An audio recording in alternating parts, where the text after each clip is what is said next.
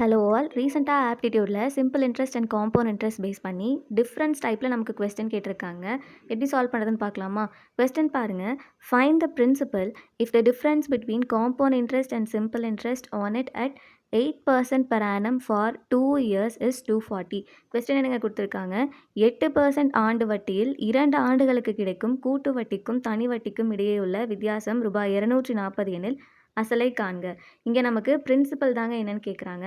இந்த மாதிரி கொஸ்டின் கேட்டாங்கன்னா ஃபஸ்ட்டு நீங்கள் டிஃப்ரென்ஸ் தாங்க பார்க்கணும். டிஃப்ரென்ஸ் எவ்வளோ? 2 இயர்ஸ் கொடுத்துருக்காங்களா? ஸோ 2 இயர்ஸ்னால் இதுக்கு ஒரு ஃபார்முலா இருக்குங்க. So difference equal to principal into R square, அதாவது rate of interest divided by 100 square.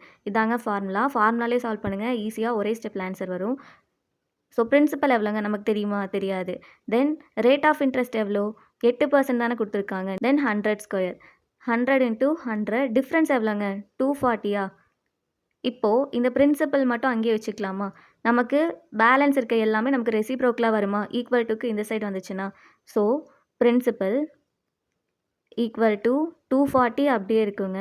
Into இந்த 200மே நமக்கு டினாமினேட்டரில் இருக்கிறது நியூமரேட்டரில் வருமா? டிவைடட் பை மேலே இருக்க இந்த 8 இன்ட்டு 8 வருமாங்க. இப்போ கேன்சல் பண்ணலாமா? ஸோ கேன்சல் பண்ணுங்கள். கேன்சல் பண்ணிங்கன்னா 8 டேபிளாலே கேன்சல் பண்ணுங்கள். 8 இன்ட்டு 3 24. ஸோ பேலன்ஸ் 0 இருக்குது. ஸோ 30 வருமா? அகைன் 4 டேபிளால் கேன்சல் பண்ணுங்கள்.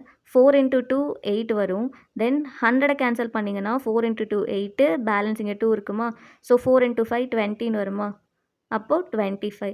அகைன் 2 இருக்குங்க. இதை கேன்சல் பண்ணுங்கள். 50 தானே? இப்போது 25 இன்ட்டு 15 மல்டிபிள் பண்ணுங்கள்.